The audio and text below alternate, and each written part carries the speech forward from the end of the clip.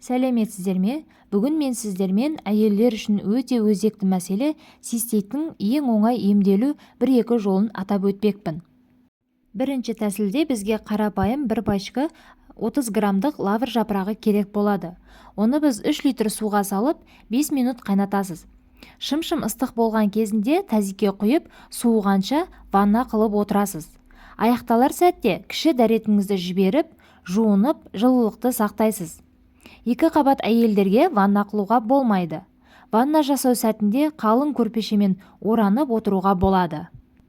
Екінші, мұсылмандық заттар сататын дүкеннен таза мумияны алып, 1 грамын 100 мл суға салып ерітесіз. Толық ерігеннен кейін грушаға тартып, керекті жерге жібересіз.